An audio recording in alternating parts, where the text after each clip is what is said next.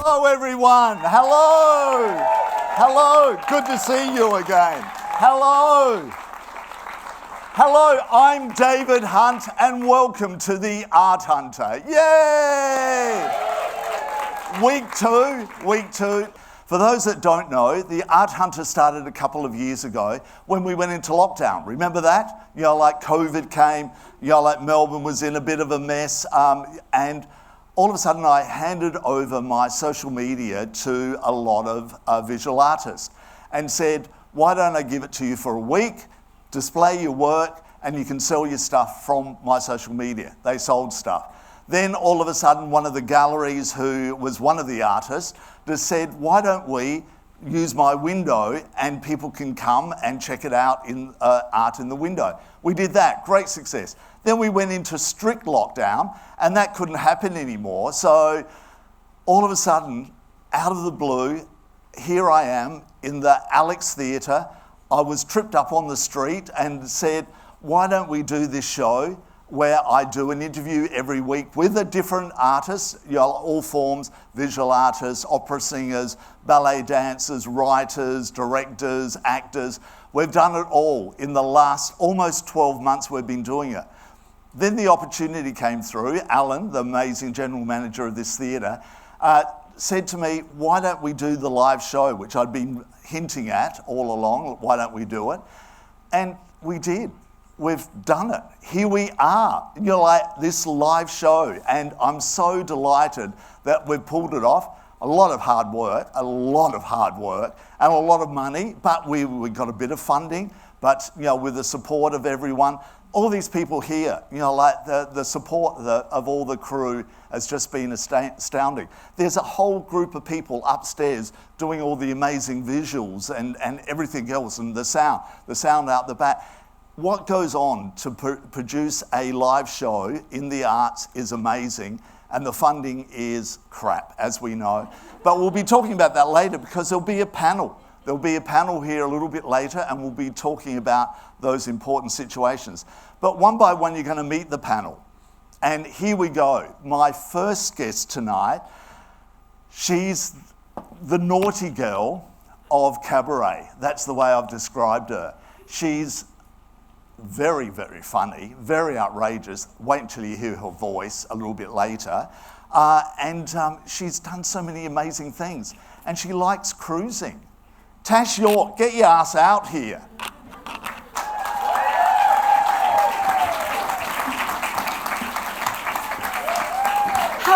Hello.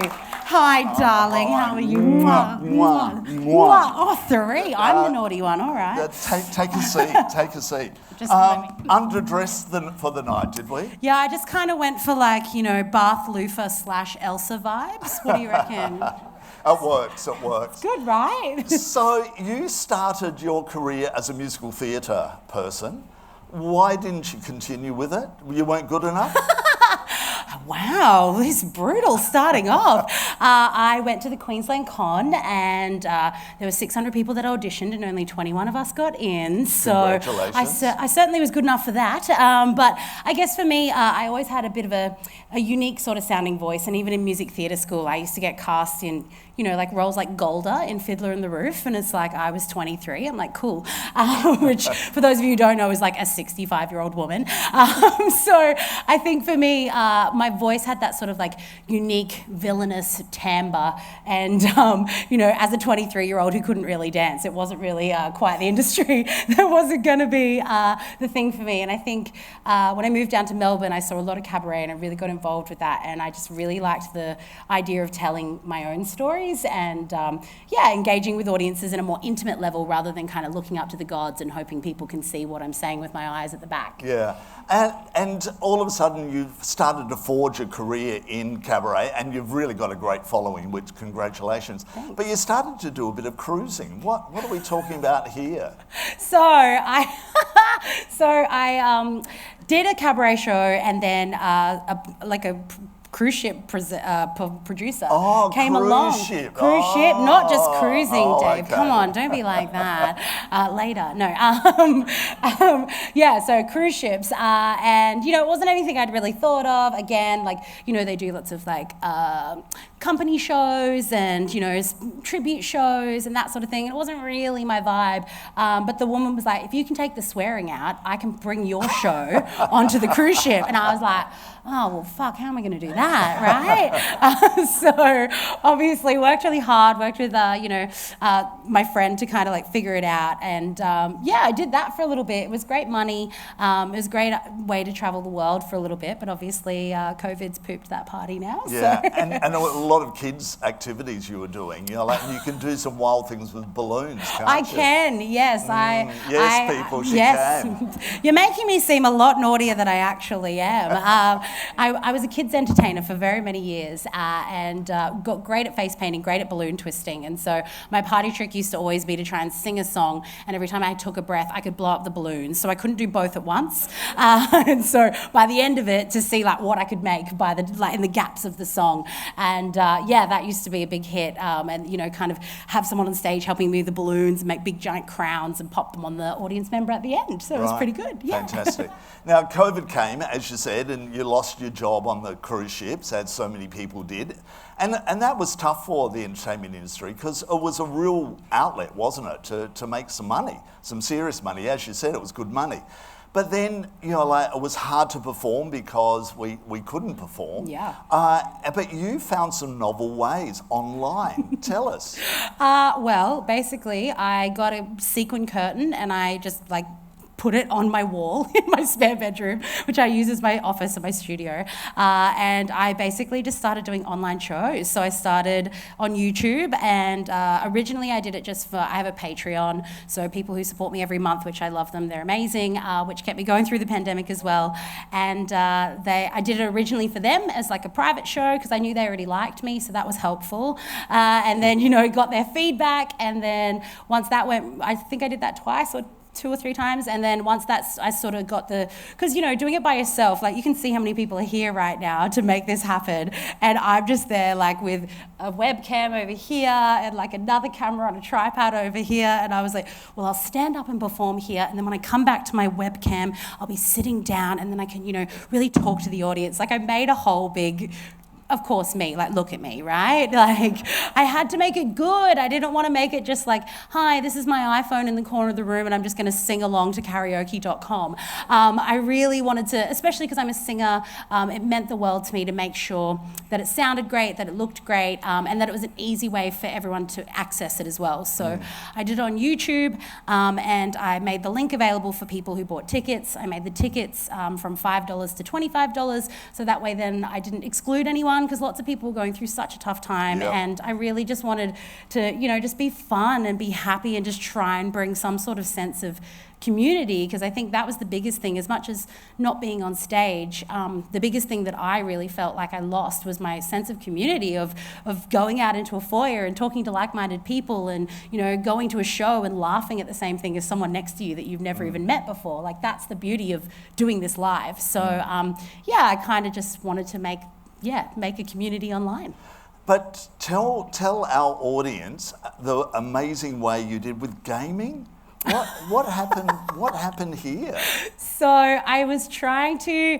I started doing it by myself, and then I got my other friends involved. I'm friends with lots of circus performers and burlesque performers and other cabaret performers, and I knew that not maybe everyone wouldn't have, I guess, the technological brain to do it, and so I started looking at a lot of gaming tutorials, because lots of gamers stream their game and then them playing, and then they put music, and then they've got a chat room, and I was like, oh well, that's cool. It's kind of what I want to do, except instead of another game, I'll just have a burlesque performer, or my friends playing piano, and then I can sing along with it, So I really got a bit epic with it at one stage, to the point where I think the last shows I was doing was that I was having trivia, because New South Wales was finally in lockdown with us, and so I was doing New South Wales versus Victoria strip trivia, and And so I had a burlesque performer in New South Wales and a burlesque performer in Victoria. And then I would ask the same trivia questions to both of them. And then if they got an answer wrong, they had to take off a piece of clothing. Hey. So, and it was great fun. It was a great way to kind of like bring the two states together. It was a great way to get a new audience for my shows. It was a way of making my friends do something, because especially the New South Wales people, like all of us in Victoria were like, hold my beer, we've done this, right? Whereas all the New South Wales people were like, what do you mean? What, you can just do that? How do you stream? And like calling me and asking for answers. And I was like, I can't help you, but you can be on my show, which worked. And yeah, it was just a way to get them, to stop eating, chicken nuggets on the couch and put some makeup on and have a nice night. So yeah. And then all of a sudden we get into this year and you were pretty excited because you were heading off to Perth. How disappointing is it for an artist like you, where you've been through so much in the last couple of years and now all of a sudden it gets even worse? Yeah, I think the hugest, loss for me for that as well was that I was actually contracted to be hosting Briefs, which is a big, huge like circus burlesque show, and I was hosting their late night show. Whoa. And it was my first, big contract with them, which was really exciting, and I was supposed to do that and Adelaide, Perth got cancelled, so I couldn't go over and do the contract, and now they've had to pull out of Adelaide as well, so it's just like completely, because of Perth, the roll-on effect of that, you always see these things, you're like, oh, that must be a bad, situation at that point in time, but, us as artists, we're always, planning things for the future. There's always something that's connected to something else to make that viable, to make this happen. So I guess when that sort of starts happening, when certain parts of your plan get pulled out from underneath you, then, even for big companies like Briefs, it's, made it hard for them to make it viable. Absolutely. Yeah. And here you are. I'm so grateful that you're here tonight. I'm so grateful too. It's so All right, lovely. well, let's do a couple of numbers. Let's show your voice off, and then you're going to do a special surprise number right at the end of the show tonight, aren't you? I have. Yep, I've even brought props, so you're welcome. Hey.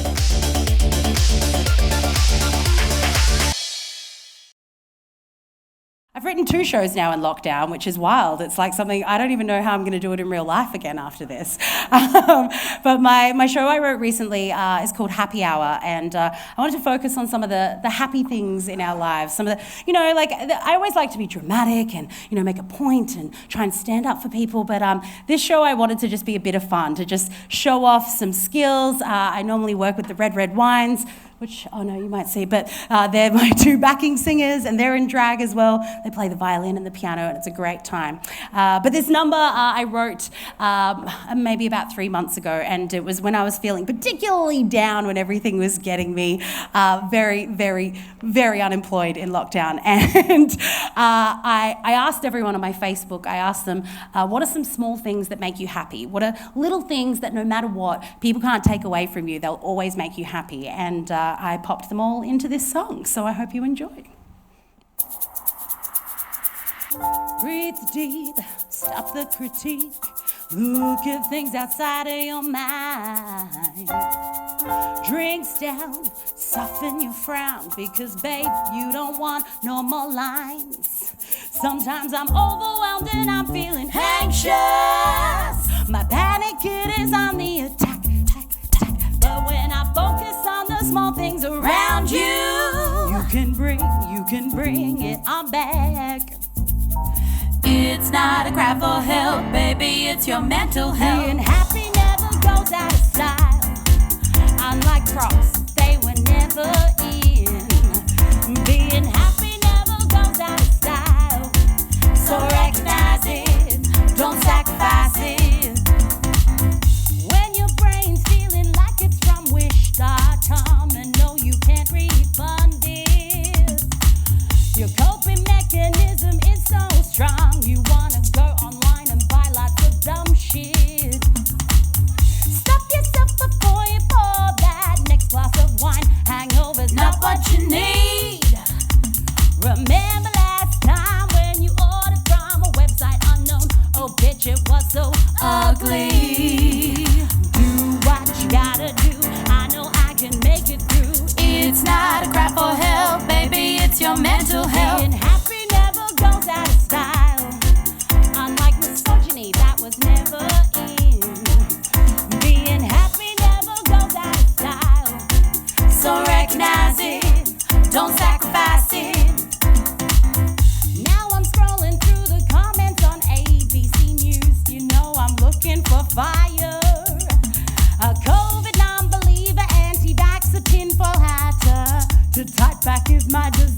happier.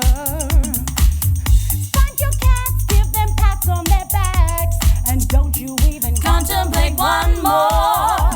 Did do the Insta post of someone who you hate the most. You know it will make your eyes sore.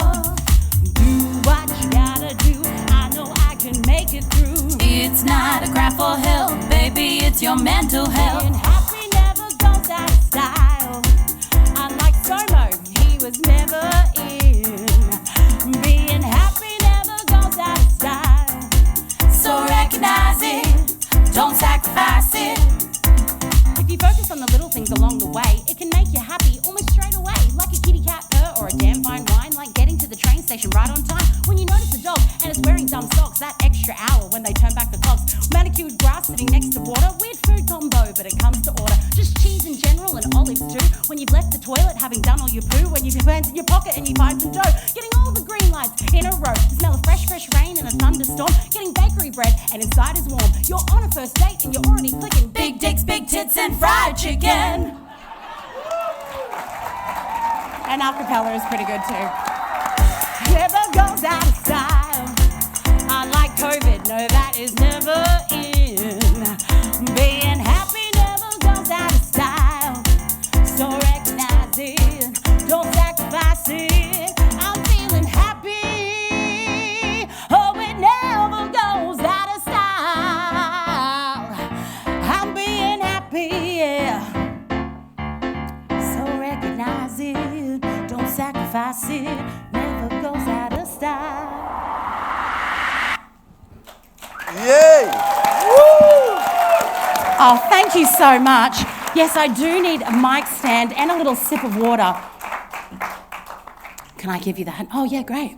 Oh, was that just off that lapel mic? Gosh, I'm good. Oh, wow, professional. Hello, hello. Is that anyone out there? Yes. Oh, that's better, isn't it? Lucky it wasn't my good singing song, that one. I mean, they're all good singing songs. Did you enjoy it? Do you like a bit of rap? Yeah. You know, if in doubt, rap it out. You know, you can get so much information in such a short period of time. When I told everyone, I was like, your bit's in the song, your bit's in the song, your bit's in the song. They're like, wow, they felt really special. And then they saw it and they're like, you just rapped everything. I was like, yeah, that's what I did. This next song is a song that I wrote for my lockdown show. Well, my real show that I actually got to tour, but I wrote it in lockdown. And it's a song about, I guess it's a song about respecting each other. It's a song about looking after each other. But it's also a song about looking after yourself at the same time. And that there is always a way to find a compromise. But also, I'm right and you're wrong. So let's do it.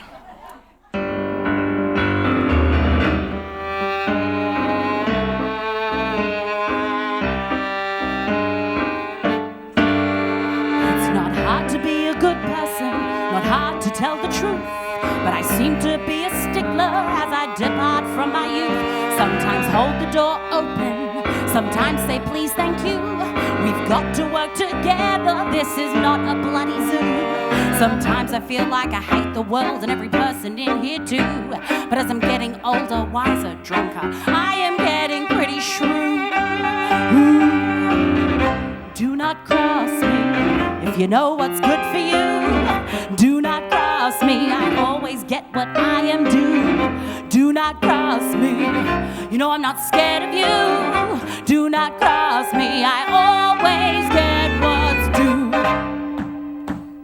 You can click along if you like, or stand, it's up to you. I stole it from the Adams Family. I don't want to be called ma'am, but I'd still like your respect. I don't want to say you're wrong, but you are, and I'm correct. I always read the comments, cause that's where I get my thrills. I leave bad reviews on your Facebook when disgruntled with my bills.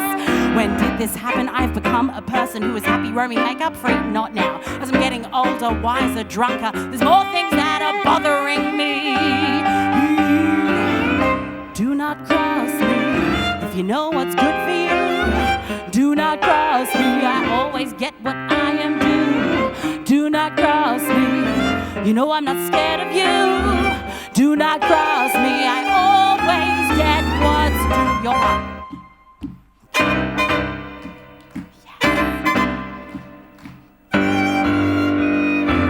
leave your trolleys outside the bay. Don't say you will and then never pay. If you're on the train, don't clip your nails. If we're splitting the bill, don't order cocktails. Don't beep when the light has just gone green. Don't bail on plans when you said you were keen. Don't cut in line, don't bloody whine. Don't say you're poor and go out all the time. Don't look at me funny because I'm not the same. Don't ever tell me that dad jokes are lame. And please don't tell me to just calm down. I'm a person, I'm allowed to have a meltdown. Don't have morals online and then contradict them. Don't say how I'm dressed makes me likely a victim. Don't say that I can't go out at night, because if we stopped killing women, that'd be real nice.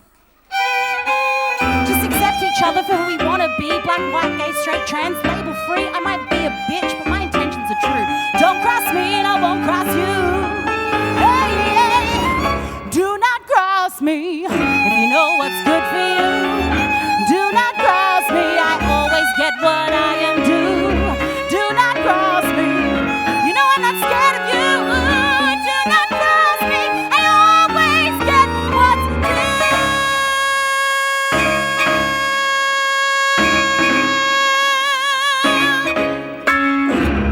Woo! Tash York, people. Let's hear it for her.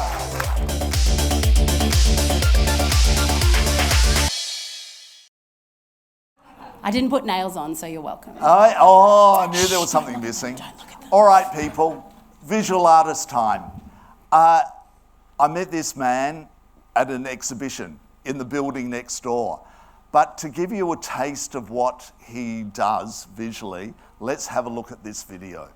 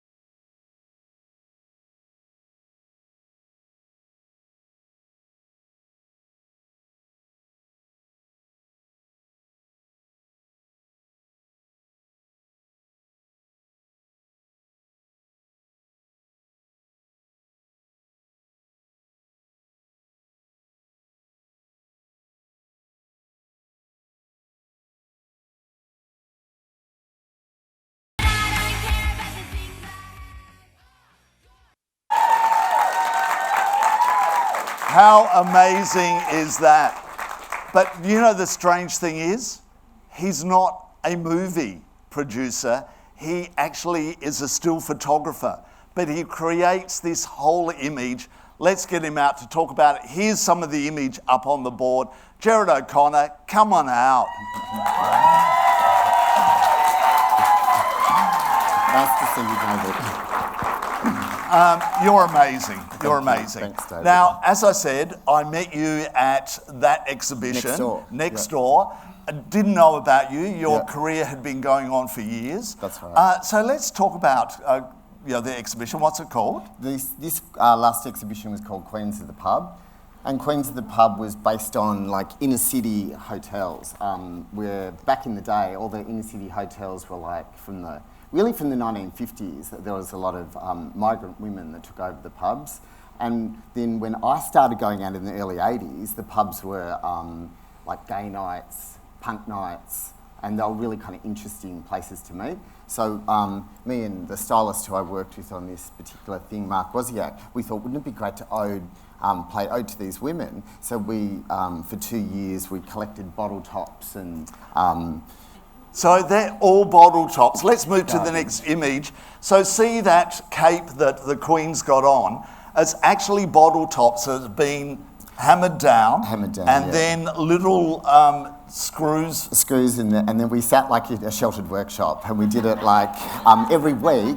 We got a big collection of supporters, and people thought the project was all about sustainability and recycling. So we went to all the... so all the headdress and on that is all bottle tops? Yeah, all bottle tops. And the necklace is all bottle tops. Extraordinary. Yeah, so we made these costumes, which took 2 years, and the idea was that the Queen was almost... androgynous, you know, with no sexuality. We found this model through a friend of ours, Hannah, actually found her. She had this little whippet dog that was outside the bottle shop, and she came for the casting, and she had alopecia, so she was very similar to Queen Elizabeth, and really her visual is quite masculine. But I love the fact that her scepter, is it called a scepter? Yeah, is a mop. Yeah, she's Check cleaning out the the bottom of it. And her hair is what? Is scrubbers, like kitchen scour scrubbers. You're like en masse, just extraordinary. She's like cleaning up the trash. She's Trash Queen, this image was called, and we shot it outside the Esplanade Hotel, which was based on, it was really a shipping magnate's hotel. So he was bringing stuff in internationally from across the world, which is made an iconic location. And they gave us access to the hotel for, it was about 3 days, and we shot it on the main staircase. Well, let's move to the next one. This is inside the hotel, the bowels of the hotel. And you kept on using all the bottle tops, scattering them on the floor, and the girls' costumes were all men's suits that you restyled into. Yeah, there was a couple of designers who did these big Victorian gowns out of suiting and waistcoats, and they do all this recycled stuff. So we put a call out, and lots of people get involved. Let's go to the next one.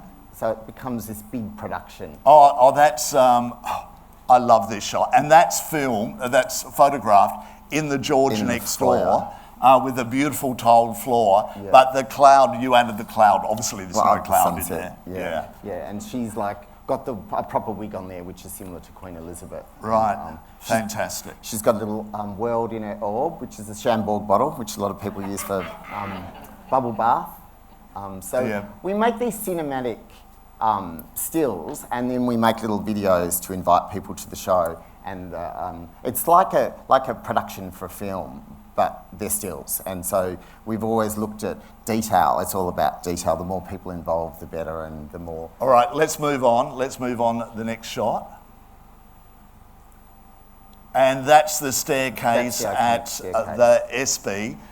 How many people were involved in that shot? Well, that shot's slightly cropped, but in the whole big production we had, I think there was about 70 people. 70 people in that one shot. And we just did a call out, and we got Amy from Amel and the Sniffers, who she just won an ARIA in England, and she came and she gave us the music for it, and she was part of it. She's like this little rock and roll singer who's like kicking goals. And the choir boys, and you're like, it's so regal, so royal, and yet so wonderfully bizarre and fantastic. Well, it's all based on we do a lot of research, so they're based on historical stories. So the choir boys are all about the idea that there's a queen, obviously, and it's an ode to punk and anti-religion, and yeah, we sit down and actually cast it like a film production. So wow. There's a lot of all work. Right, moving on. Now, your colleague that you worked with is Mark Wozniak. And unfortunately, Mark's no longer with us. That's correct. And you were dear friends, weren't you? Yes. I've never seen two people work so well together. Mark was sort of behind the scenes organising everything, and Gerard was taking all the photos. They worked so well. They never argued. It was really... Well, sometimes. And then when Mark got sick, Gerard gave up everything and helped nurse him until, unfortunately, he passed away late last year. So, and I know it was really hard for you to come tonight to do this. All right, let's move on. But we wanted to actually pay a tribute to Mark. All right, Tango. Where was this shot? So this was actually shot in the meat market, and we had. Where's the meat market? The meat market's in North Melbourne. It's an old meat packing market, which was the biggest meat distribution place in Melbourne. And we'd been to Buenos Aires. We'd had an amazing, huge show there, which was part of an international photography exhibition. So we were really inspired by the theme of tango. And tango's all about this negotiation on the dance floor and life, swapping partners, which we all like to do, and just negotiating people without actually seeing them. It's the physicality of feeling. And this dance has been going since the middle 18th century, actually. Yeah. Let's keep moving, Matt, with them, because look at that. Look at that. That shot is just ridiculous. And look at all the props that you had in, trucks and chairs. And they were real tango dancers that you These used. are real tango dancers, yeah. That's Violetta. She ended up being on Race Around the World. So the beauty of telling the stories we put out, and I've even got people here tonight that have just supported, that like people like to become involved in something where you're doing something outside of a normal sphere. You know, you're doing something that is not directly related to anything. So you encourage people with other skills to come and support you. So musicians or part actors or production people all get on board and support the project. Yeah, and like it's ridiculous. Like I think the next shot is actually got people suspended from the ceiling. Yeah, so we did, the whole idea was the Crazy. dance is quite like a puppet, you know, orchestrated dance. So we had all these aerialists from the circus school suspended from the ceiling, and it was a massive big production. We had to keep wetting the floor down constantly because it kept drying out with the bluestone. And you would swear that you were, like in another part of the world. It doesn't look like downtown Melbourne. No, and they become like a big kind of fancy dress. Like for days, people dress up and become that character, and everyone just becomes that person. So they end up giving you more than what you actually expect from the personality because they're dressed for that long period of time. Yeah. All right. Well, let's go to the next one, which is a total turnaround. The beach scene. Which is where the fuck did this idea come from? It is outrageous. Look at the woman up on the muscle guy's shoulder with her boob out and a seagull ready to attack her. And you're like little kids, like having a dog licking them or trying to get their ice cream. It's just, the detail, Gerard, is just ridiculously exciting. And was that one shot? That was, well, we actually shot that in a few different shots. The main plate actually was done in the studio, and then we shot in a background. But we don't do that. We do post-production, but we still shoot people all together and engaging. So that's how you get the personality and people perform. So they're all there doing that at that moment when you took that photo. Everyone has to be together at the time. Wow. Otherwise you don't get the energy out of people, basically. And so this is St Kilda, iconically St Kilda on a hot day with all different body shapes, personalities. Yeah, together. Yeah, that's my beach. Okay, That's the beach. Let's move on, Matt, because we're now going to Rip and Lee. Have a look at that. The costumes alone, I believe you got them from Australian Opera. We got them from all over. Australian Opera, we got them from Sydney, huge collector. We got them from ABC, we got them from National Trust. A lot of them were actual Victorian costumes, and we researched the whole history of the Victorian Garden Party and did it with the National Trust and set the Rip and Lee up for, I think it was about 5 days, and we just looked into the whole, because the Garden Party was the first of spring, which actually has become our Spring Fashion Festival, which is where the Spring Fashion Festival came from. It was as spring struck, rich people would dress up and show their finery and invite the neighbours. Yeah. So we did this whole big thing, and then this particular image was they would do garden sports, and the first woman to win a Olympic medal was an archerist, actually, from Melbourne. Okay. And she went to London, and she's actually in this got a black eye, so obviously she had a bit of an archery accident along the way of learning. Just a beautiful shot. Okay, next one please, Matt. Yeah, and this is the arrival. So when people turned up at garden parties, they would be announced and get off a coach. And then we researched the fact that the Victorians believed in the occult. So we had like owl people dressed up and garden people coming out of the garden, fairies and... And the horses are actually humans with horses' heads. They're all into very celebration, the Victorians. It was all about detail and it was all about showing off and excess, basically, with food and costume. All right, and the next one, you were mentioning, like the characters. The characters. Well, people would actually turn up and spend days preparing themselves for their arrival at these parties, and so they would become like wolves and foxes. And so we engaged special effects, makeup artists, like people supported us, like a huge team like Kim Tavares and Lizzie Sharp, and we've just had a massive team behind this production, and they wove these actual masks and put them together, and we just went to the museum and got taxidermy boar heads and foxes, and everything's actually there. We don't really drop much in. All right. And then you lower yourself totally, and you did a shot for me for my Friday Night Live on Joy. David and Sue. The iconic David and Sue. How cool's that? Gerard, thank you so much. Thank you so much. Take your seat and we'll be chatting to you a Thanks, little bit. David. Gerard O'Connor.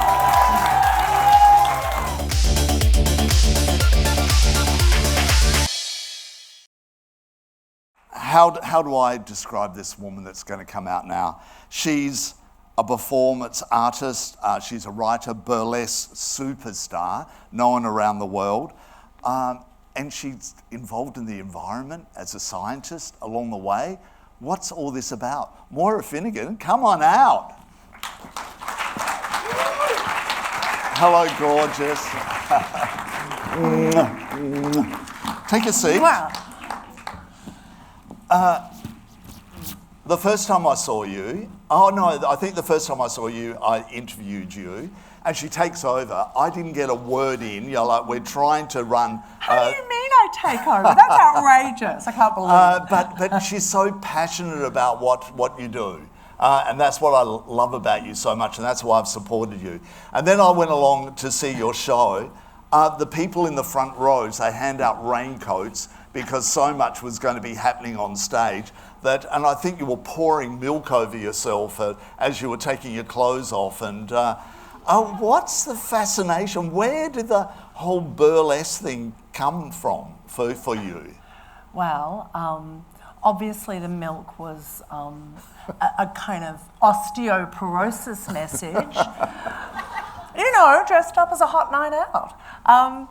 I didn't know. When I was a kid, I really loved fairy tales and the lives of saints and these kind of epic, grotesque, transformative burlesques, really, weren't they?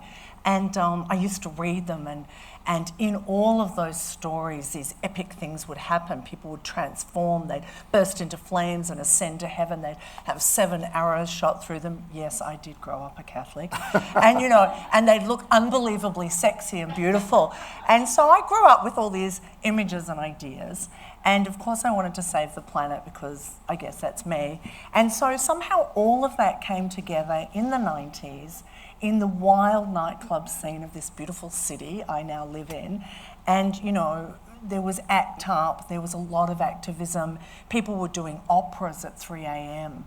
and I was invited to perform. So at that stage I was working in human rights, specialising in gender violence. I'd spent many years working in the environment movement.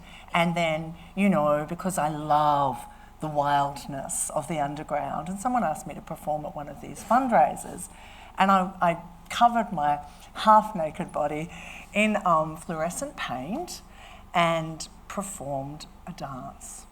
And I don't know how it went. Was it bad? Was it good? Who knows? But I was hooked. I was just hooked. And then this gorgeous queer man took me back to his little sort of really 90s shared kind of, hovel meets bohemian paradise and helped me scrub the paint off. And I kind of, I found my tribe, I found my art. I've never looked back.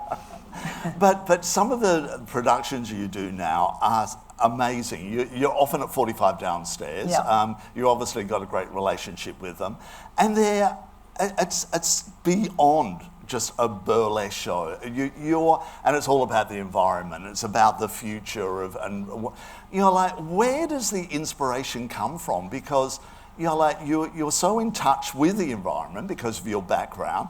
You even caught a boat down to Antarctica, yeah. And you got out in your beautiful ball gowns. There's one there and there. Yeah. They're not Photoshop, they're real.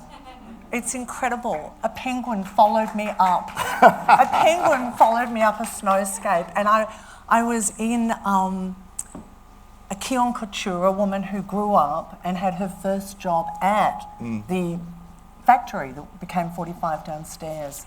So the first time we worked there were still patterns. Gremlins, yeah. Yeah, and Wow. so she dressed me in silk couture, and off I went to meet the penguins. I did have, it was 0 degrees, but I had Wellingtons on. I just want people to know that I'm really sensible.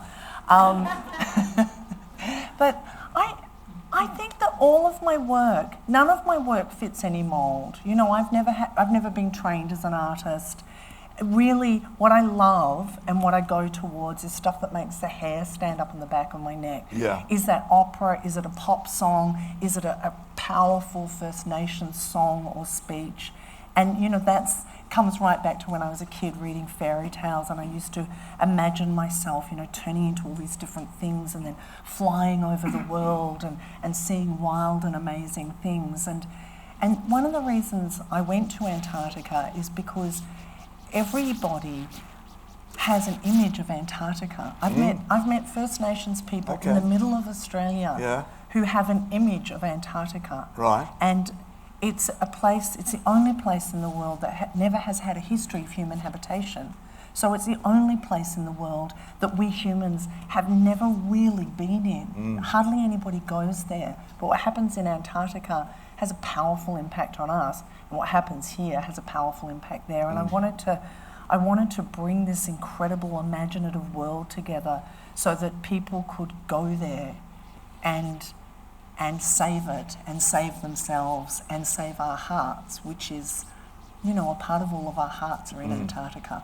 So it's all part of the same thing. Yeah. I was never a real burlesque artist. They used to go in clubs, nobody even paid me, and they'd go, Moira, you can't do that. I think, you're not even paying me and you still won't let me do that. I'd go, don't worry, it's going to work, it'll be fine, So I was doing male drag before there was any male drag. I was using the word burlesque because it meant a parody and a grotesquerie and an exaggeration. Nobody was using that word. You couldn't find a nipple tassel for love or money. So lockdown must be hard for somebody like you. And you were doing a few things online. What was you doing with a bathtub? Matt, have we got that video that we can show?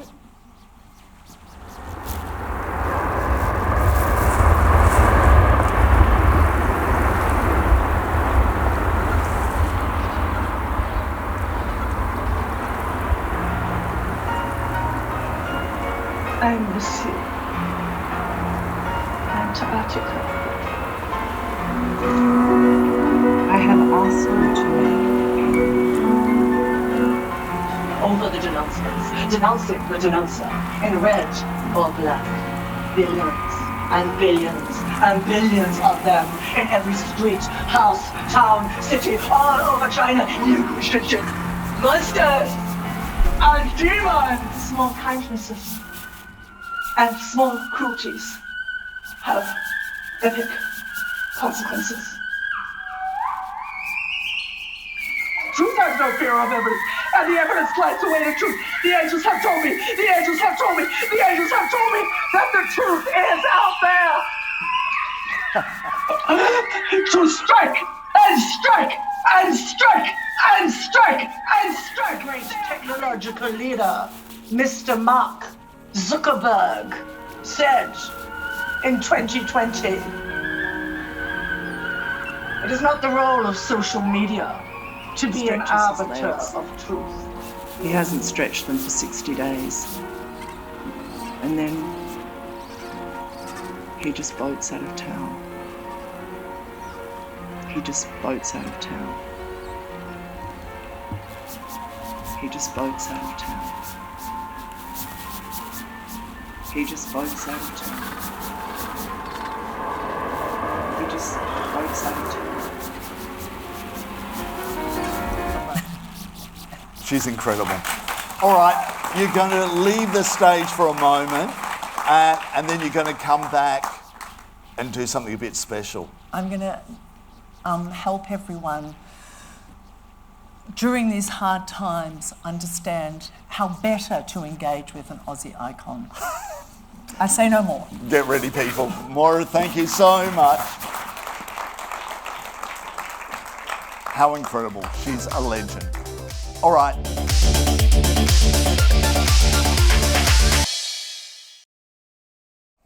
It's the arts journalist that's coming in now, and he is a person that I know very well. I love him to bits. He is our film reviewer on Sunday Arts Magazine on Joy 94.9, but he's a writer for The Age, for SBS Online, and he does so many other bits and pieces as well. Stephen A. Russell, come on out. Hugs. Hugs. What a terrible job you've given me, David. Honestly, I have to follow people like Tash and Moira and Gerard, and I just write about interest. Yeah, well, he is a boring person. Sit down, sit down. And I've got to say, that is the most handsomest photo of. Isn't he very handsome in that photo? Pity he's not in normal life. Yeah, it's all smoke and mirrors. Okay, so tell us, what is an arts journalist? Oh, you know what? Vanishingly rare is probably the first Yes, answer. yeah. You know, it's been a turbulent time. Even before COVID, you know, the internet came along and obviously changed the nature of the beast of, you know, the industry. But I've always said, David, no matter how many, you know, back in the day there was a lot more magazines, there was a lot more, you know, outlets to write about the arts, but I've always said it's not the death of the industry, it's just in a period of flux. Yep. It's kind of an evolution. And I really do think it's one of those industries where, you know, much like the arts, you know, it's a tough gig, but the rewards are immeasurable. I mean, it's sort of, you know this very well, David, it's ridiculous that someone pays me to chat to far more interesting people than me. Yeah, true. And do that for a living and learn about all these incredible, you know, creative processes. And honestly, there's not a day where I am bored. It's a joy and a privilege. And the wonderful thing about being an arts journalist is that your roles are very different every time you're writing. You know, like you'll be writing about somebody really famous one day and a total unknown the next. And do you know what's quite often, I mean, absolutely no offence to the megastars on this side, but one thing that I've really learned over 20 years in journalism, it is almost always the ordinary people who have the most extraordinary stories. Yeah. You know, the bigger the celebrity, you know, once you get to the kind of A-list movie stars, who I do sometimes chat to, they're a machine. You know, they've got their and they're doing one interview after the other where Exactly. the unknowns are only doing the odd interview here and there. But the only problem with an arts journalist these days, and especially in the print media, well, in all facets of it, is that there's not enough anymore, is there? There's not enough coverage. Well, and I wish there was more, honestly. Everybody out there, fund more arts journalism. Anyway, I'm going to get off my soapbox. But, you know, this city alone is teeming with incredible talent, from photography to dance to music to film, you know. There's so much happening, even within the theatre scene. You've got such incredible diversity. And one thing I've seen that's really great, David, over the 20 years is slowly but surely we're hearing from more diverse voices. We're actually beginning to hear stories that have never been platformed before. So, you know, it's also one of those careers where 20 years on, I feel like it's only getting more and more interesting. There's only more and more stories to find out about. Stephen, isn't it a case as well, where Tash and, the two people sitting opposite me now, Moira is as well, is that they're forging their own future, where a lot of in the past, people were doing cut and paste, where now you've got to be different, you've got to be unique. And that's the thing. I mean, I interview so many people who, particularly in the last 2 years, have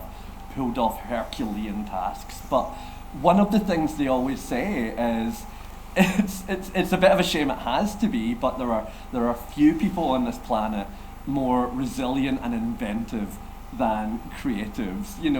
They were the best. Even in the apocalypse, they're going to find out a way to bring the razzle-dazzle and, keep people entertained and absolutely bless them for it. Because, in the last 2 years, what kept us going? It was Netflix TV shows and movies. It was reading books. It was listening to our favourite artists. It was, seeing people like Tash pull out shows on blooming Zoom, If anyone could make Zoom interesting, it's going to be this woman over here. This is what I say about film journalism, right? No one person in this room is going to have the same response to a movie. And the point for me of a review, it's just the start of the conversation. I don't think I know any better than anyone else. I have a privilege to see a lot more films than most people. But I'm going to give you a little bit of a sense of how I responded to it, but I would never tell anyone not to go see a film. Oh, I do. Make up their own mind. I do. I do all the time. I never like that actor or this actor. The thing I love about us, David, it's like Margaret and David, right? It'd be boring if we agreed and if we didn't have a little bit of a tussle. Yeah, but the funny thing is that I never go to the cinema. So therefore, I have these opinions on films and I never watch them. I never watch them.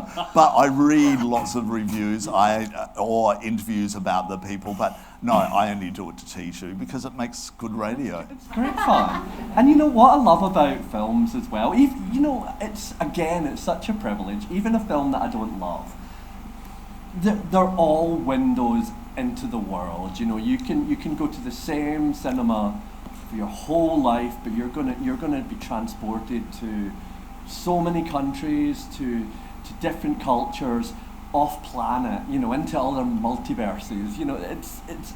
It doesn't matter whether I love the film or not. Every time the lights go down, there's still a little bit of magic. Oh, good answer, good response there. All right, I'll get you to go and sit next to Gerard, and you'll be part of our little debate. She was warming that. Oh yes, thank him. Oh yes, thank you, Monique. Now, you heard her how passionate she is, and she's passionate about the Aussie way of life, as she mentioned. Let's welcome back to the stage Moira Finucane.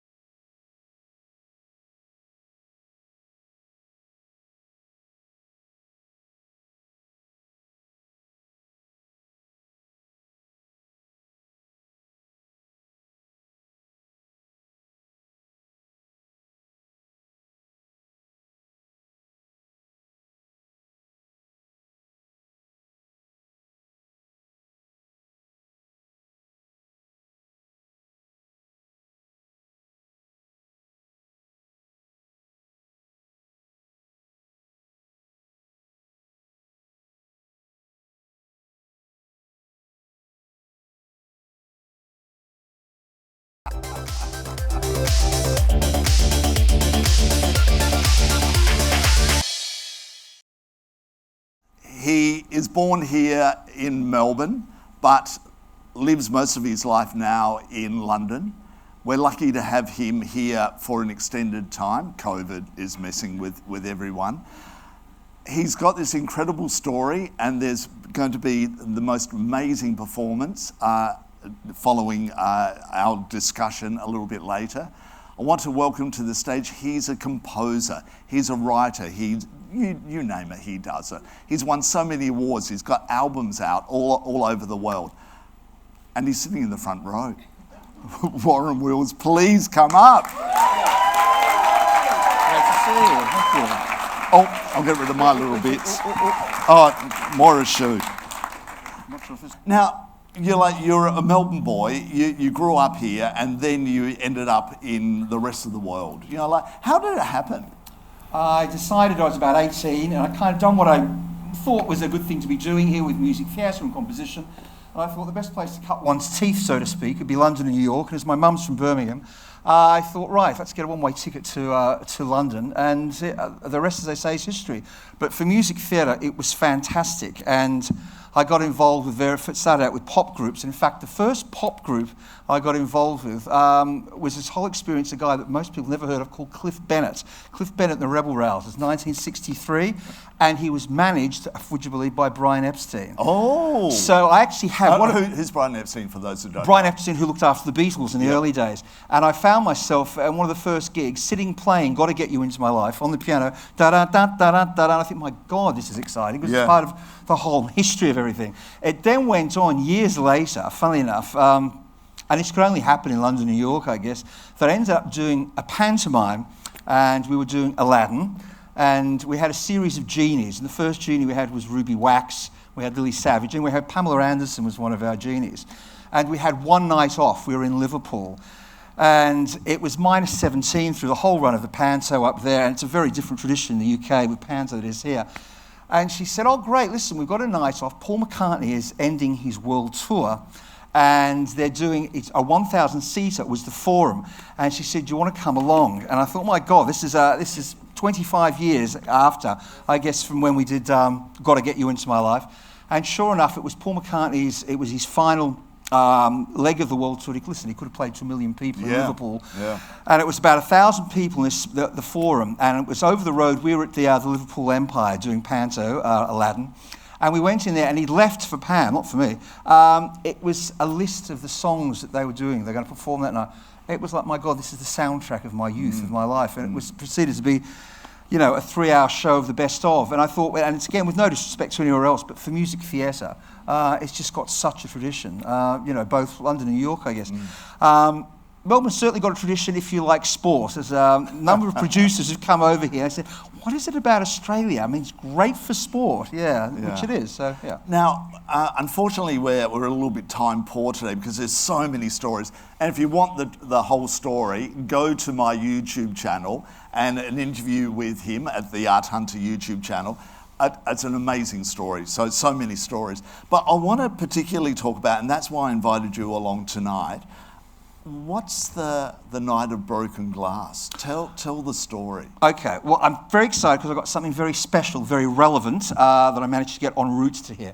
Night of Broken Glass was born out of the idea that about 10 years ago, I was invited by La Trobe University to come over and work in Shepperton, and this was based on the fact that for 10 years in London, I have a thing called Socially Inclusive Music Theatre, which is a real mouthful, and we simply called it SHED, Haringey SHED. It's friendlier for young kids. We had children's theatre and youth theatre, and I thought for someone who spends their life, like myself, working in professional music theatre, wouldn't it be great to put something back in? So I wear two very distinct hats. One is a commercial West End hat, and the other hat is what I call a good causes hat, community hat.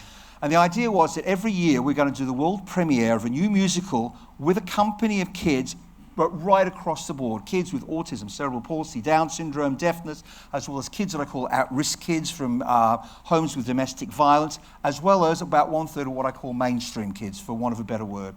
And we did this for 10 years. We got various awards from Number 10. We did children's theatre and youth theatre, world premieres, and we did it with people like Kathy Tyson. We had Sharon D. Clark. We had really Danny John Jules, who was doing it. I mean, we had a load of these kind of fantastic role models who were doing it, which inspired kids to get involved. We then got a call from La Trobe University, said, can you come out and do it in Shepparton in Australia, which we were told that Shepparton had particular problems with youth because it had the highest illiteracy and innumeracy rates in Australia. And it must be said, when we started doing this in Haringey had huge gang problems with youth. 200 languages are spoken in Haringey, making it not only the most culturally diverse borough in England, but in Europe. And for those who know a little bit about London, Haringey is North London, where Tottenham Hotspur's ground is. And it's very culturally diverse. And I brought a practitioner over with me named Yamin Chowdhury, a Bangladeshi Muslim guy, quite young then. He's about 35 now. And to give you an idea of the nature of how transformative this work is, he came to me as a kid who wanted to get involved with music theatre, but most of his time he was involved with knife fights and gangs. He's now the artistic director of the Hackney Empire, which is one of the best directing jobs going in London. And his life really turned around. Brilliant. So we came out to Shepparton and we thought, right, what are we going to do the show about? And we were looking for material. And it was Yamin who stumbled across a name called William Cooper. I went to school in Australia and I put my hand up. Listen, the only Aboriginal I could say that I knew with any authority was Yvonne Goolagong, who made a fantastic appearance at the tennis the other night. So he said, have you heard of a guy called William Cooper? And I said, sadly, I haven't, I must confess. He said, I've just found the most fantastic story. And for those who don't know, and I'll try and be very brief about this, that William Cooper led an organisation called the Aboriginal Advancement League, and he was constantly, we're talking about the 1930s, and he was already an elder statesman at the time, and he was constantly writing correspondence to prime ministers and kings to try and improve the lot of the Aboriginal. And you can imagine the kind of crap they would have to deal with in those days. Yeah. Well, on November the 9th and 10th, November 1938, Kristallnacht happened in Europe as a result of all the various racial laws coming out of Nuremberg and Hitler and one thing or the other. And it's interesting, it's become topical at the moment because of Whoopi Goldberg recently suggesting, was it racial, was it not racial? Yeah. Anyway, there were racial purity laws that happened in Nuremberg suppressing, Jewish business, Jewish art and so on, which culminated with Kristallnacht. William Cooper was reading the Argos probably 4 or 5 weeks after the whole incident happened with Kristallnacht, and he became incensed. And he said, this is a terrible thing to be happening to this mob across the other side of the world. So he led a delegation, and they made a march. He was 78 years old, from Footscray to Collins Street to the German embassy with a petition protesting to the German government against the treatment of Jews in Kristallnacht. Wow. What an extraordinary thing to do, and what an extraordinary thing for me and as Australian, most Australians, not to know about. Does anyone know him? Anyone know the story of William Cooper? Oh, it's a story worth knowing. Yeah. And one of our aims, of course, is not only to bring this story to everyone in Australia, it's got to get into the curriculum. It is the most fantastic tale. So we got very friendly with his grandson, Uncle Boydie, who is a Yorsa man who's currently 93. And I managed to do a lot of fundraising events and get Uncle Boydie to travel the world.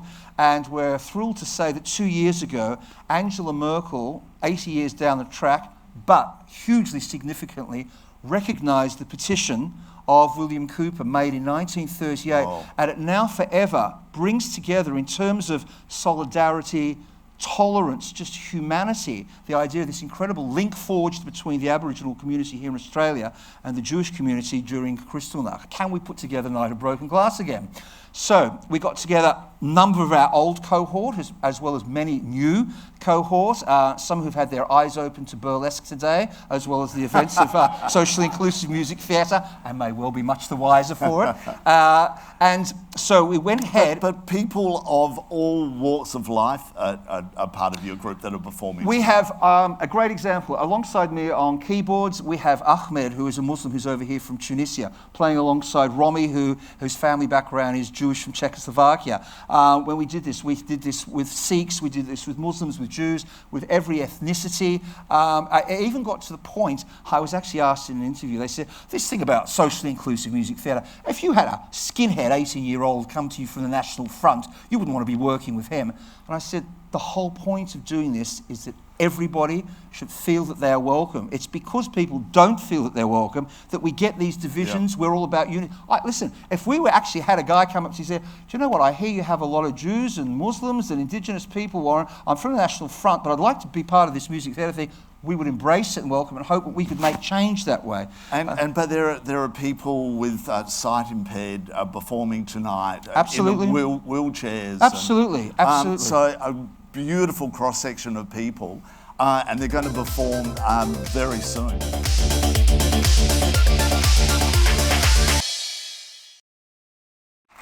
All right. The idea of me putting this on was to get brilliant people together to discuss the problems with the arts.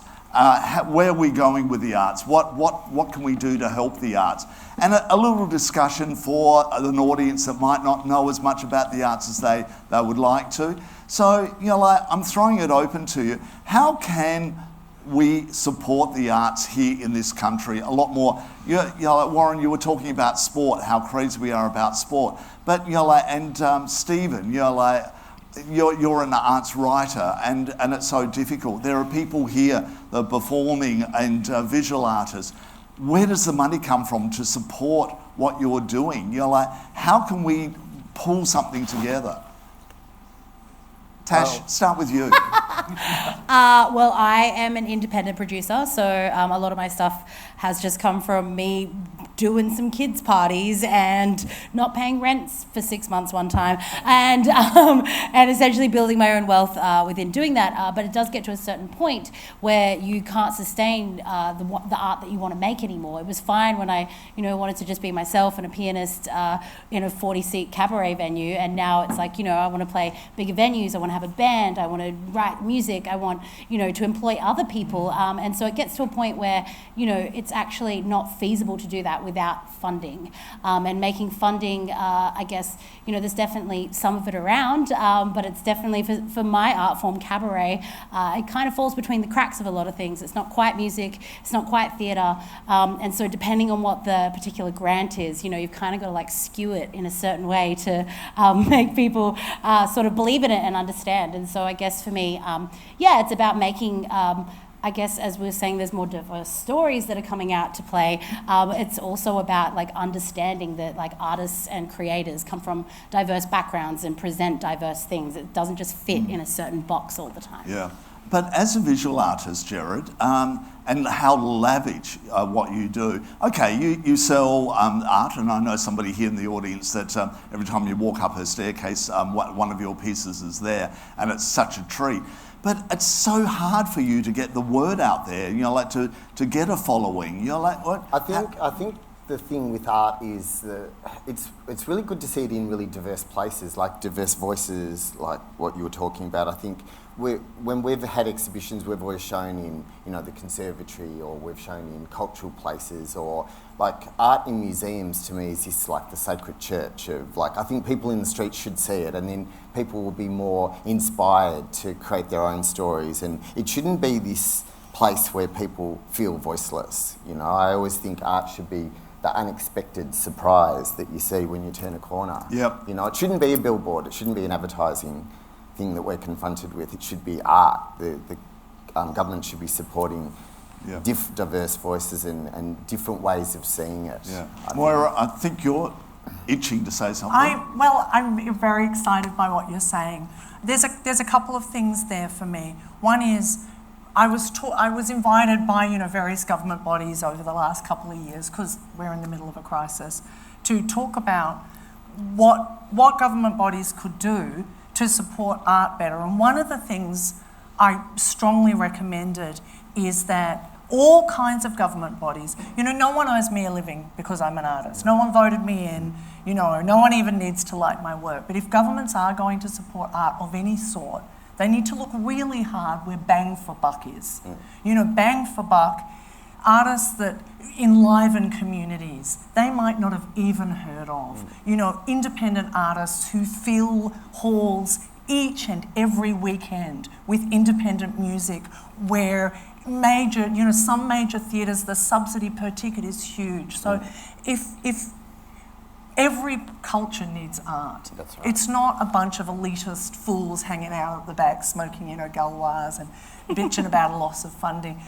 Every culture loves art. Because everyone has stories. Everyone has stories. That's right. And when I, because I've travelled the world, I have a huge commitment to regional arts, and I walk into a regional community and I go into their town hall, and they have made, regional communities taught me so much. I thought they weren't ready for me. And I was frightened. I thought it was going to be like the Bruce Brothers. Oh my God, the tomatoes, the chicken wire. And instead, it was me who needed to learn. I walked into a town hall. They'd made burlesque salon lights out of leftover Christmas lights, and they'd made paper mache chandeliers. That's inspiration. And it's the bang for the buck. And for me, also, artists need to have faith in audiences. We need to do some of that work. I rarely meet artists who talk about their audiences. Engage. Yeah. They might talk about whether they've sold out or not, Yeah. but to really talk about their audiences, Yeah. to love them. All of our major supporters. Can I just throw something in about subsidised arts? I find it very interesting in more the elite subsidised arts, particularly in London. You've got companies like the Royal Shakespeare Company, the National Theatre, heavily subsidised. But it's the companies who are subsidised. The ticket prices are not subsidised. And it's interesting, I used to do the commute between Spain and England. In Spain, they value theatre and they recognise the importance of getting audiences to theatre. So when they talk about subsidised theatre, it means you have a theatre company that is going to be performing, and they are subsidised by the government. But the ticket prices, they won't charge nothing, because they feel if they charge nothing, people think it's rubbish and they won't come. So they have like a nominal €5 for admission. And it's packed because people think, great, I'm going to go and see a piece by Cervantes, I'm paying €5 and off we go. Of course, in London, it's a very different thing. Subsidised theatre, the tickets are certainly not subsidised. If you want to go to the Royal Opera House, you're paying £300 for a ticket. Yeah. So it would be great to think, if you want to subsidise art, then get people to affordable prices for tickets so people can get along and see it and enjoy it. Great comment. Stephen, you and you're a freelance journalist, so therefore you're living off of every job you get. How can you support the arts, without being paid for it, and without sort of the organisations that you work for saying, "Oh, we don't want to do that"? What do you do? How do you support? Being on Joy, it's one bit thing. of a jack of all trades. One of the things this is why I'm loving being on stage with this group. I write across the arts. One of the easiest way for a journalist to make more money is to write about more things. So, it's my passion. I love it. I love theatre, I love music, I love film. Literally, it is expensive. Absolutely. But I say to everyone in the audience, if you value creativity, just save up all year, go to one show, whatever. Just do one thing that brings you joy. Justify that like you justify a new jacket or, a nice meal out, because this is important. And more so now than ever before. The arts need our support so much right now. And you're like, well, what Warren's doing tonight, giving. And I walked in, they were rehearsing next door in the studio space, and I was walking through and I went, "Oh, hello people, you don't know me, but I'm the host of the show tonight." And they went, "Thank you for letting me be part of it." And I went, "Oh, what a lovely thing to hear." And I went, "Oh, it's my pleasure and my honour that you're a part of the show tonight." There was no hesitation with you guys. You were there, apart from you were going to Perth, but you were there for me, and that's what I love about the arts. And Moira, you actually said, that I support the arts in so many ways, and I've done it for a long time. Yes, and why wouldn't I support the arts? Because it's worthwhile. It's what I love. It's what I live for. It's really important. It's something that I was in Buenos Aires. We were the first Australian company that was ever invited to Latin America's most celebrated theatre festival, which is the Festival Internacional de Buenos Aires. Anyway, we were all very nervous and pretty hysterical, actually, and I decided to deliver my monologues in Spanish. I don't actually speak Spanish, but anyway, I learned them, and the thing went really well. It was incredible. People called me La Diosa. They loved the show. It was an amazing experience of passion and love and people coming together. Anyway, we were there on Mother's Day, and Mother's Day is a really fraught day in Buenos Aires still, because of the mothers of the disappeared, still march every Thursday. And I felt I had every night we come together backstage before we do a show, and we focus on the people that are coming and giving whatever we have out to them. Yep. And I felt, what do we have to give? You know, there are mothers still marching from the 70s, still missing their children.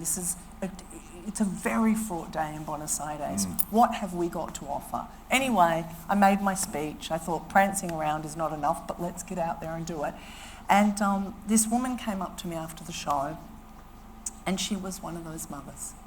And she said to me, I hate this day, but you have made me feel alive for the first time in years. Yep. And she was a tango instructor. A tango.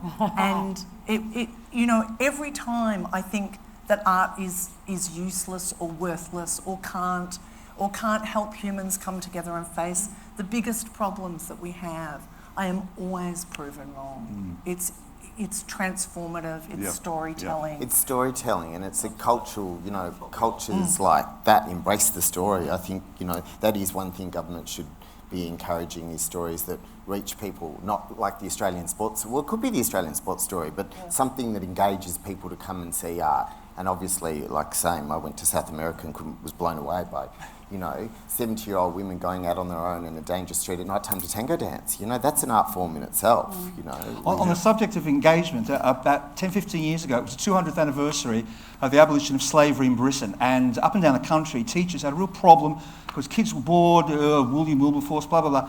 We had a theatre company, and what we decided to do, because we did things about the slave trade, the triangular route thing, we had slave auctions where we actually had black kids playing white slave owners and white, etc., reversing all the colours and genders.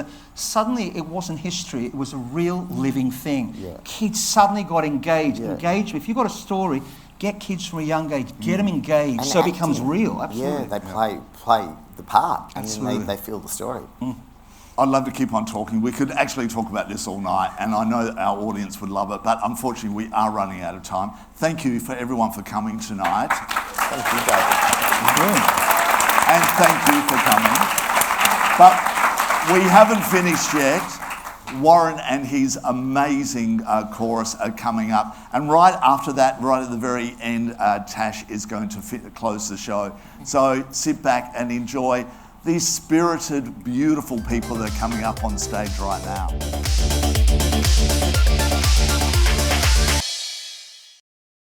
We found a story that brought India in, because we had a lot of Sikhs who wanted to be part of the project. And I thought, what's the relationship? I know we've got the Aboriginal connection with the Jewish connection. How can we possibly bring Sikhs in? We discovered there was a company. Do you remember Bata Shoes, B-A-T-A? Yeah. When I was a kid, they used to make Bata Scout shoes, some crazy thing that had dingo tracks and a compass in or whatever. That's right, yeah. Well, Bata was a company that during the Second World War, the rise of Nazism, they had headquarters in Slovakia. They had a lot of Jewish employees, and in order to protect and save them, they sent them to India. And we thought, this is fantastic, we have a connection. We then discovered that the Maharaja of Gujarat ignored the British advice, and he decided to allow over 600 Polish refugees to settle in Gujarat in the most opulent surroundings. And we have a song called The Maharaj, and we'd like to do it for you, which commemorates this whole story. Let's do it. Thank you.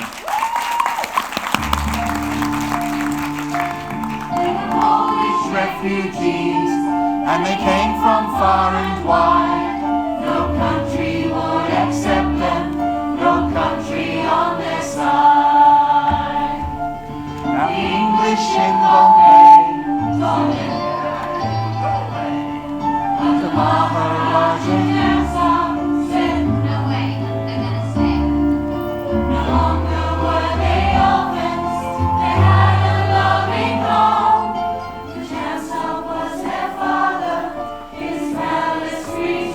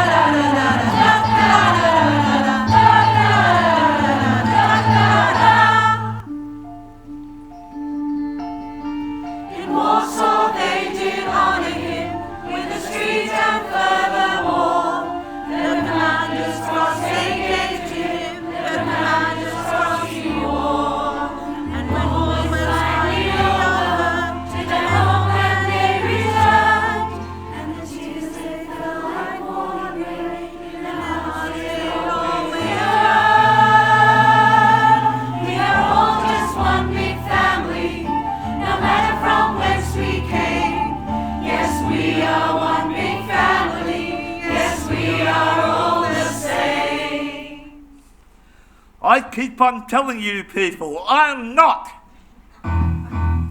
Little Poland in India, with a church and a Polish flag in the square of the good Maharaj, the marigold jam song.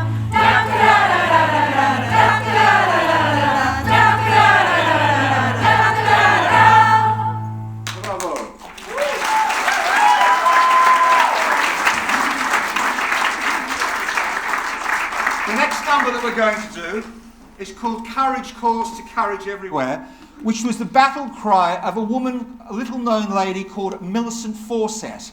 And she now is celebrated in Westminster Square. She's the only woman to which there is a bronze. She was responsible for getting women to vote, would you believe, over 100 years ago.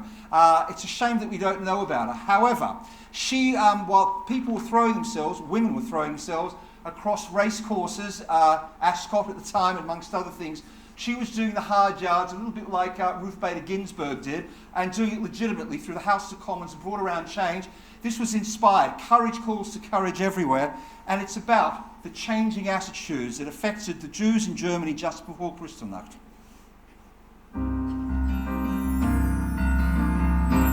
Courage calls to courage everywhere, and its voice won't be denied. Courage calls to courage everywhere, so stand firm with strength and pride. Courage calls to courage everywhere, and its voice won't be denied. Courage calls to courage everywhere, so stand firm with strength and pride.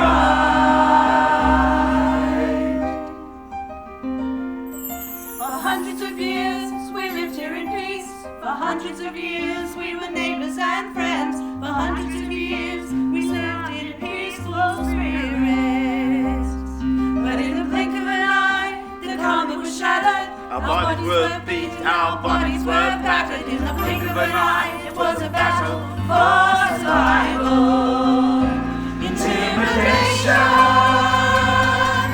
we had no rights. Discrimination, it was perish or flight.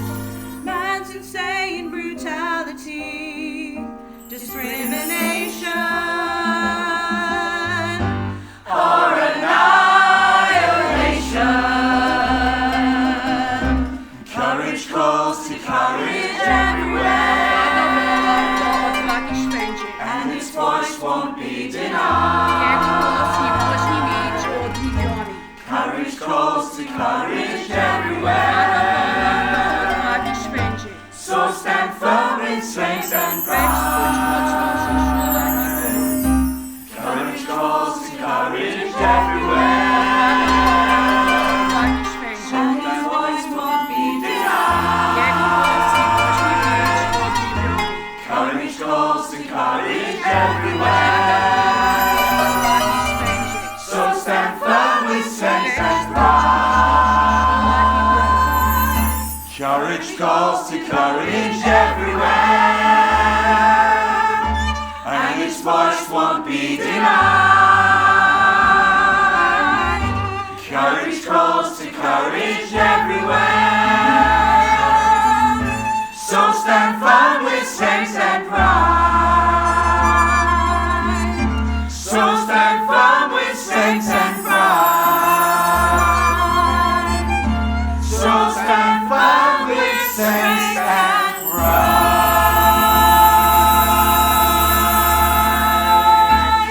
Bravo!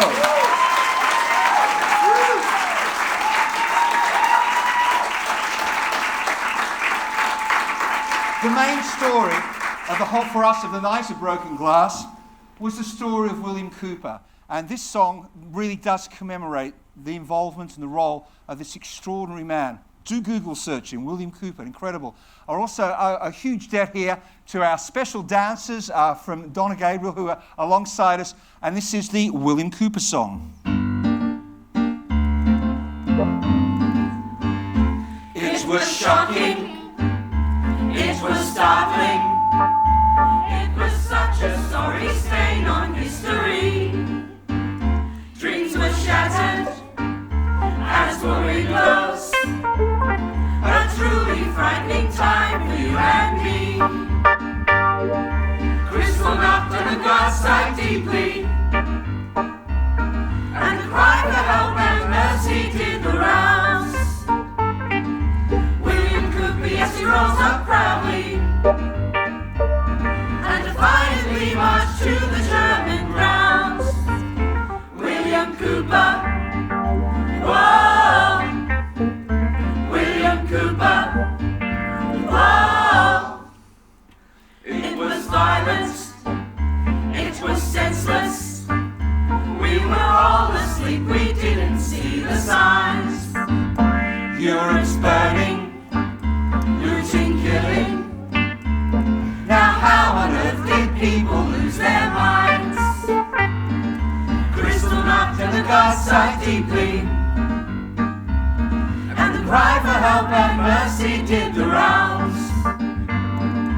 William Cooper, yes, he rose up proudly, and defiantly marched to the German grounds. William Cooper, whoa. William Cooper, whoa.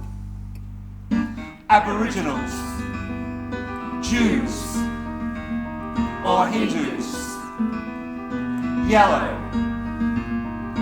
red, or black and white, we are all a human band of brothers, sisters. One big family, proud and right. Crystal knocked on the God's side deeply, and the cry for help and mercy did the rounds. William Cooper, yes, he rose up proudly, and defiantly marched to the German grounds. William Cooper, whoa. William Cooper, whoa.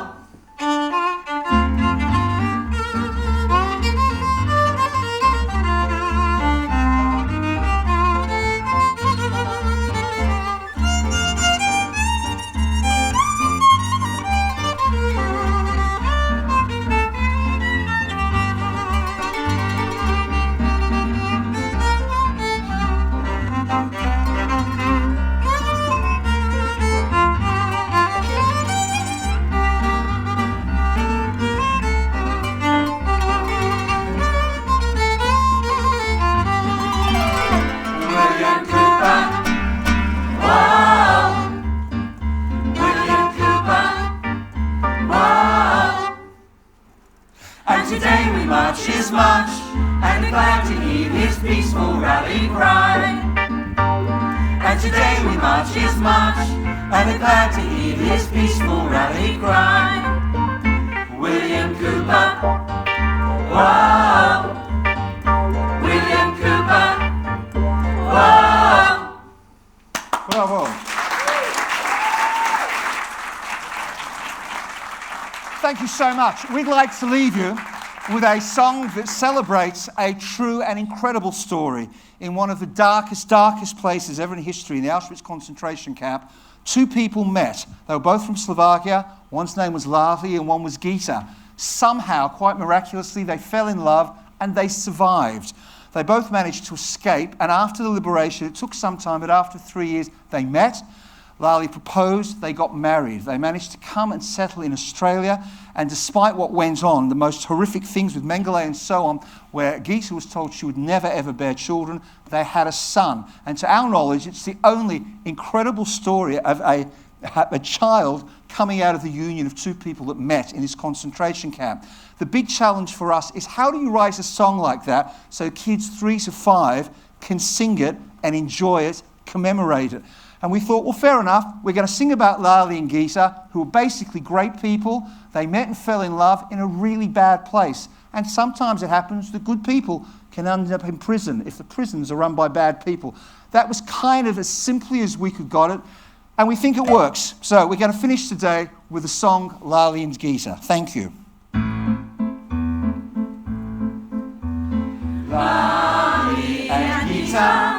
It's a true fantastic story. Lali and Gita, they were oh so much in love. Lali and Gita, they lived through the longest, darkest winter. Their love made it feel like the sweetest summer. But they stayed alive, for they were so much in love. Yes, they were so much in love.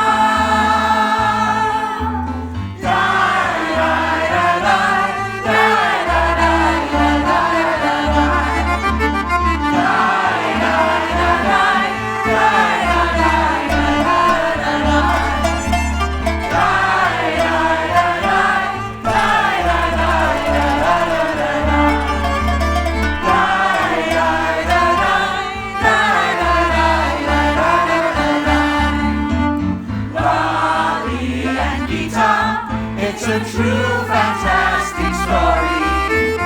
Lali and Gita, they were all so much in love. Lali and Gita, they lived through the longest, darkest winter. Their love made it feel like the sweetest summer. But they stayed alive, for they were so much in love. Yes, they were so much in love.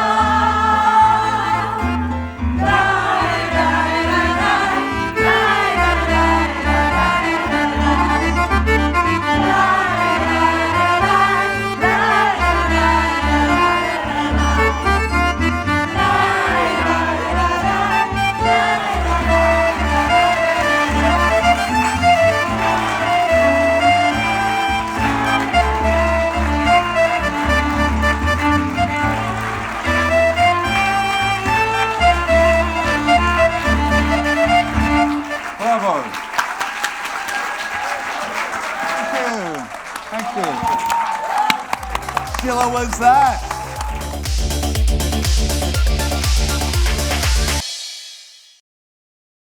Tash York, come on out. Yay.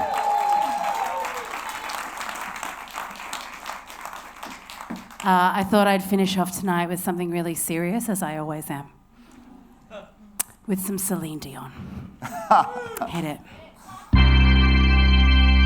Melbourne, we are earthquake survivors. We are survivors of the world's longest lockdown. And I promise we'll make it to the end of this. There were nights when the lockdown was cold. Audience inside my head, and I just sang to pot plants right outside my window. There were days when the lockdown was cruel, and all my tears turned to dust, and I thought all my gigs were drying up forever.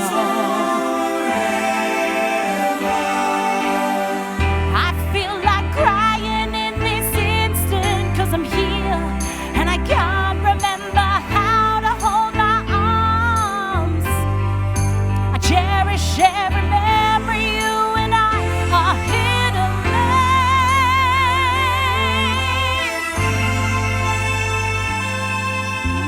'Cause when you watch me like this, when you sit there like that, I just have to admit that it's all coming back to me when I stand here like this, and when I hold notes like that. I just have to go on, 'cause it's all coming back to me.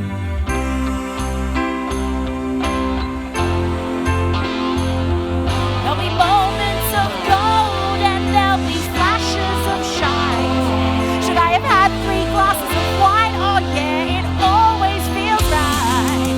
It would give me endless pleasure if I hit these 3 next really high notes.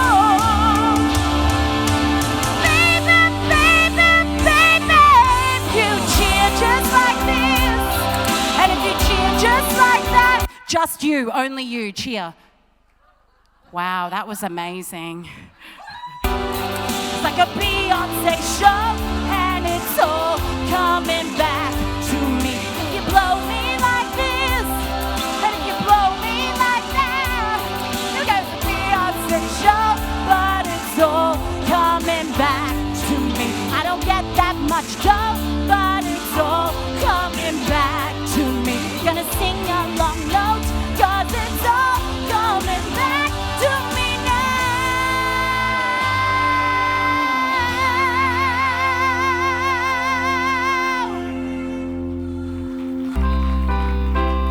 It's all coming back to me now. But it's all coming back to me now.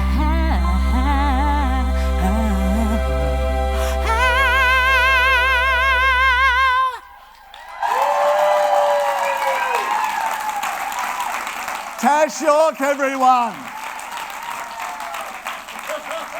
Thank you all so much for coming. You're supporting the arts. I love you all. Keep on supporting the arts. That's what we're here for. Thank you. Thank you and good night. See you at the bar. And thank you to my beautiful guests. Thank you so much.